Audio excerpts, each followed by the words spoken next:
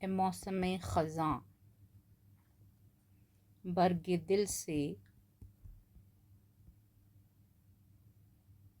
غم کی سب پتیاں تو جاڑ دے، یہ رنجشیں بکھیر دے، یہ درد سارے گاڑ دے۔ تو بات ہوگی آج خزاں کی۔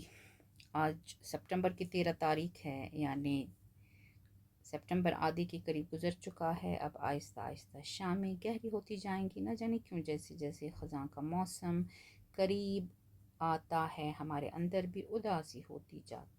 اب ہر طرف درختوں سے پتے گرتے دیکھیں گے ہم۔ اب دھیرے دھیرے ہر طرف خاموشی چھا جائے گی۔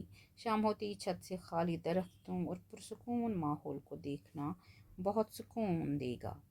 اب دیکھو یہاں کتنی اچھی بیوٹیفل پکس ہیں خزاں کی۔ یہ دیکھو،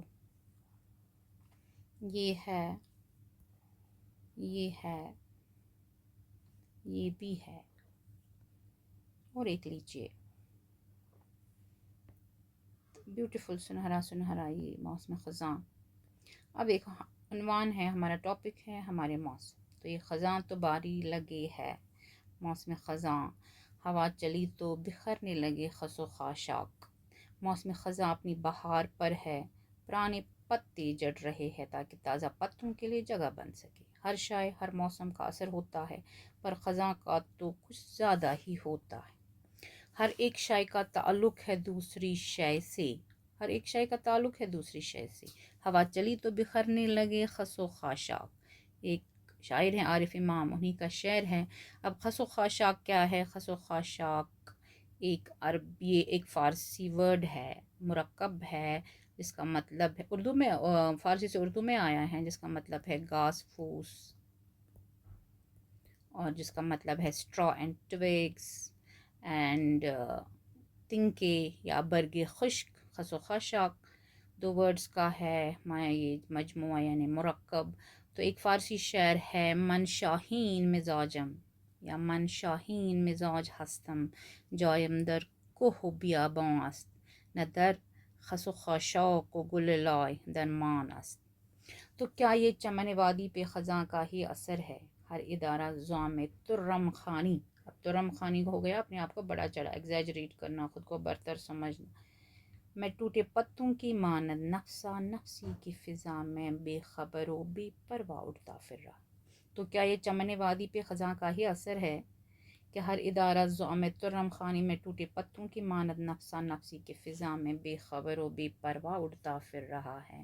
ان میں سے کوئی پتا زرد پڑتا جا رہا ہے، کسی پہ سرخی مائل رنگ چڑھتا جا رہا ہے، تو کوئی دوسرے پتے پر چڑھا جا رہا ہے، کوئی بالکل خشک ہو چکا ہے اور کوئی زمین پر گرے گرے کروٹیں بدل رہا ہے، کوئی جدھر ہوا لے جائے گول گول لٹکتا جا رہا ہے۔ ہاں اگر کوئی رٹ ہے تو بس چیختی تیز ہوا کے پتجھڑ کے ہاتھوں بکھرے بکھرے حالات تو سارے پتے ہی مسل دیتے ہیں۔ بے یقینی میں اکڑو بیٹھے ہیں سارے۔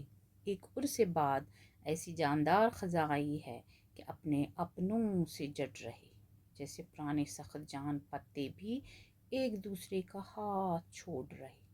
البتہ نئی کونپلیں پھوٹیں گی کیا؟ اللہ تعالیٰ نے ہمارے لیے 4 موسم بنائے، ٹھیک ہے نا، یعنی 4 سیزنز۔ بہار ہے یعنی سپرنگ ہے، گرما ہے گرمی ہے تو سمر ہے، خزاں ہے تو آٹم ہے، سردی ہے تو ونٹر، یعنی سپرنگ ہے بہار ہے، سمر ہے تابستان ہے، ایام تاب ہیں یعنی کہ ہیٹ ڈیز ہے، تو موسم گرما ہے یعنی کہ سونت، رتکول، ہرد، وند۔ تو آٹم کو فال، آٹم کو ہارویسٹنگ، اور اس کو موسم زردی بھی کہتے ہیں، اور اس کو پائیز بھی کہتے ہیں، سردی کو زمستان کہتے ہیں، فصل برف عہد یخ بھی کہتے ہیں، اور وند بھی کہتے ہیں۔ تو باہر میں کائنات کھل اٹھتی ہیں، نئی کونپلیں پھوٹتی ہیں، پھول نکلتے ہیں، پھل لگتے ہیں۔ گرمی آتی ہیں تو فصلیں پکتی ہے، پھلوں میں رس پڑتا ہے، فصلیں کٹنے کے لیے تیار ہوتی ہیں، درختوں کے پتے ہوا اور سایہ دیتے۔ خزاں کے موسم میں ہر چیز مرجھا جاتی ہے مگر گھاس سوکھ جاتی ہے، پتے گر جاتے ہیں مگر شاخیں جھک جاتی ہیں، پھول غائب ہو جاتے ہیں مگر، اور پانی بھی کم ہو جاتا ہے۔ اور چوتھا موسم سردی کا ہوتا ہے. سردی کے موسم میں پالے پڑتے کوہرا زمین کو ڈانپ لیتا ہے، برف زندگی کو منجمد کر دیتی. تو ہم انسان ہزاروں سال سے بہار اور گرمی میں کاشت کرتے، گرمی اور خزاں میں کاٹتے اور جمع کرتے، اور سردی کے موسم میں گھر بیٹھ کر کھاتے اور آرام کرتے آ رہے ہیں. یہ لاکھوں کروڑوں اور اربوں سالوں سے زندگی کا وتیرہ ہے. ہماری زندگی بھی ان چار موسموں جیسی تقسیم ہوتی ہے. ہماری زندگی میں بہار آتی ہے، یعنی ہم پیدا ہوتے ہیں، پھر پرورش پاتے، پھر جوانی کی دہلیز پر قدم رکھتے. ہماری زندگی میں پھر گرمی کا موسم آتا ہے، ہم کاشت ہوتے، ہم پکتے، ہم پھل بنتے، ہم میں حدت زندگی کے تئی جوش و چمک پیدا ہوتی، دنیا سر کرنے کا جذبہ پیدا ہوتا. پھر ہماری زندگی میں خزاں آ جاتی، آٹم آ جاتا، پائیز آ جاتا، موسم زردی آ جاتی، ہارویسٹنگ آتا، فال آتا. ہمارے جسم کی توانائی، ہمارے بدن کی خوبصورتی، ہمارے جسم کے کارآمد اعضاء ایک ایک کر کے جڑنے لگتے ہیں. لیکن autumn shows us how beautiful it is to let things go. سر بالوں سے سفید پھر ننگا ہونے لگتا ہے، جبڑے سے دانت اکھڑنے لگتے ہیں، یاداشت کی چولیں نکل جاتی ہیں، گھٹنوں، پیروں، پنجوں، انگلیوں، کندھوں اور کولوں میں درد شروع ہو جاتا، کمر کی ہڈی بوجھ نہیں اٹھا سکتی، گردن ہلنے لگتی ہے، معدے کی کارکردگی 20% رہ جاتی ہے، دل کمزور ہو جاتا ہے، جگر اور گردے اجنبی ہونے لگتے ہیں، ہماری بینائی، آئی سائٹ، قوت سماعت یعنی کہ ہماری سننے کی طاقت دونوں ہی دھوکہ دینے لگتی ہیں.